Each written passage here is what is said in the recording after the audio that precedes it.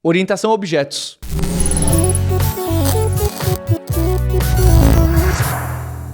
Eu sou Paulo Silveira, tô aqui com a Roberta Arcoverde. Tudo bem, Roberta? Tudo bom, Paulo.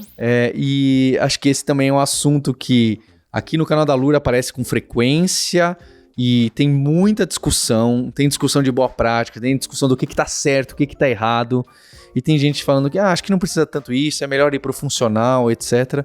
Mas eu queria entender, então, por que as pessoas começaram a programar orientado a objeto? O que era o problema que tinha no código antes que essa tal de orientação a objeto vem resolver? Bom, tinha vários problemas no código antes, né? Na verdade, no código a gente está falando aqui de paradigmas, né? A orientação a objeto é um paradigma de programação.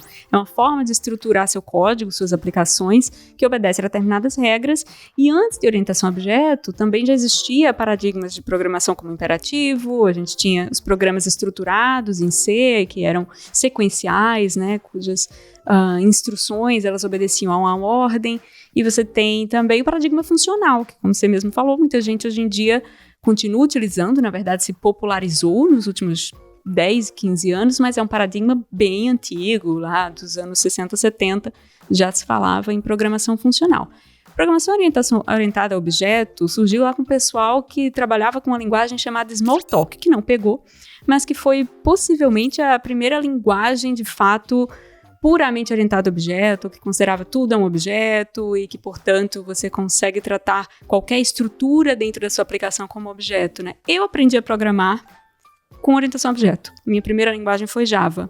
Então, para mim, é um paradigma que faz muito sentido, que é uma forma que você escolhe modelar ou criar abstrações para os dados e comportamentos que o seu programa vai executar. Então, em orientação a objetos, existe essa coisa de que qualquer conjunto de qualquer dado ou qualquer coisa que você queira modelar é um objeto, e se você quiser fazer alterações nesse dado, se você quiser criar novas estruturas a partir dele, você faz isso a partir de mensagens, né, de métodos que esse objeto então vai executar. É um pouco abstrato falando assim, mas é uma forma de escrever abstrações mesmo, né, é parte do que é o paradigma, que a descrição dele seja um pouco mais abstrata. Mas algumas das grandes vantagens que a orientação a objeto traz diante das coisas que existiam na época é a facilidade que você tem, por exemplo, de esconder coisas que você não quer que vazem, né? O que eles chamavam do princípio de information hiding. E aí você faz isso com controle de acesso nos seus dados, e você faz isso também fazendo com que os dados de um objeto estejam protegidos de influências externas. Se você quer modificar os dados de um objeto, você só faz isso a partir de mensagens que você manda para esse próprio objeto, que é o que a gente chama de métodos ou eventos, e para que esse objeto esteja responsável por se atualizar, e não sistemas externos, como era o caso quando você tinha os esquemas de quadro negro, né, variáveis estáticas, um monte de coisa estática, todo mundo pode meter a mão, todo mundo global. Pode mudar, tudo global.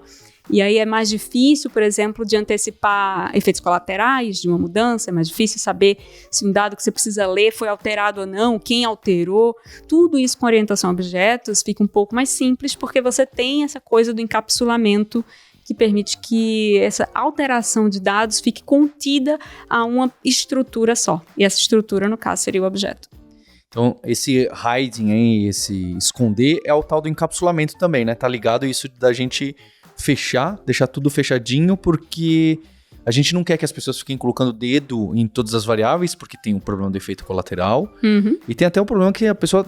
É muita coisa para ela saber, né? Qual que é a variável que eu tenho que mexer para alterar esse comportamento? E tem variável em todo lugar, tem memória em todo lugar. É que nem antigamente em algumas linguagens que você podia mexer em qualquer lugar da memória daquele programa. Às vezes até fora do seu programa, em outro programa. E aí fica todo mundo colocando a mão em tudo que é canto. Quem é que mexe? Acho que fazia sentido quando os times de desenvolvimento era uma pessoa. E aquela pessoa era dona da memória inteira, era dona do código inteiro. Ela sabe o que está no código, né? Ela sabe onde está, sabe o que está na memória. Em teoria, é que depois até se provou que até você sozinho você é capaz de se destruir e complicar seu código, não é? Mas eu acho que a partir do momento que passa para o time ter duas pessoas, e hoje em dia é até raro ter só duas pessoas, a gente precisa esconder, falar, não, aqui você não Não é que você não mexe, é você não precisa mexer, não se preocupa, né? É melhor do que não mexa, não se preocupe, não é? Eu acho que a grande vantagem também é que torna difícil de fazer a coisa errada, né? Não, a gente não pode dizer que todo o sistema que não é orientado a objeto, ou que é estruturado, ou que usa outros paradigmas é necessariamente mal feito ou necessariamente difícil de manter, né? Existem sistemas estruturados muito bem organizados, né? Onde todos os módulos estão organizados de uma forma fácil de encontrar e de achar. A gente vê muito isso, por exemplo, para quem gosta de ler código-fonte de sistemas antigos da NASA, né? São sistemas que são muito organizados, embora não sejam orientados a objeto. Porém, com orientação a objeto é mais difícil o programador fazer algo errado, né? Fazer um acesso indevido. Claro que se o programa for também bem estruturado, porque dá para fazer um monte de coisa esquisita, mesmo usando uma linguagem orientada a objeto também. Mas é mais difícil de fazer esses acessos que você estava falando, né? É mais difícil de mexer e de provocar efeitos colaterais em variáveis globais, porque o paradigma te dá um monte de ferramentas para evitar que isso aconteça. Roberto, o encapsulamento está muito ligado com a gente deixar a visibilidade escondida das propriedades, atributos, campo, depende do nome da linguagem, né? Da linguagem que a gente usa. E que tá com aquela palavrinha-chave que é o privado. Em algumas linguagens também vai mudar. A partir do momento que a gente deixa um atributo privado de fora daquela classe, daquele objeto, daquele bicho, a gente não pode mexer diretamente. Na verdade, a gente não sabe nem que existe, né? A gente não tem nem a visibilidade, a gente não consegue nem ler e nem saber que existe, né? Normalmente. E é interessante porque quando a gente aprende, a gente fala, por que eu vou querer isso? Vou bloquear as pessoas? Não, eu quero que todo mundo acesse tudo porque vai mais rápido. Vai lá na variável.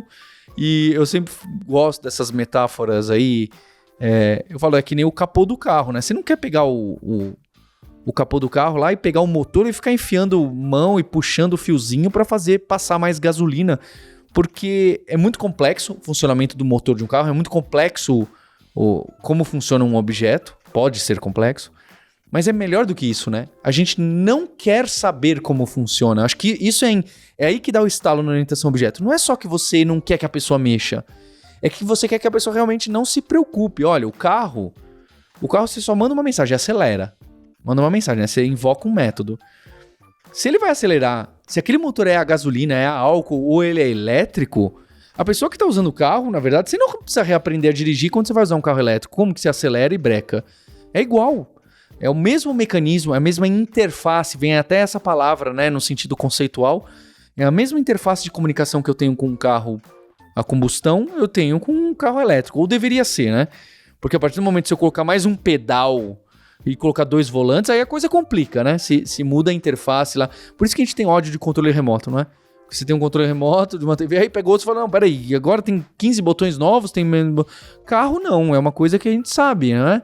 O teclado também de um computador, tem lá aquelas teclas lá, todo mundo é igual, ou deveria ser, não é? É o poder da abstração correta, né? De estruturar a sua aplicação e seus objetos com uma abstração que faz sentido para que as outras partes da aplicação não precisem entender como funciona o motor, né? Ela só precisa dizer, acelera ou freia de acordo com as necessidades dela.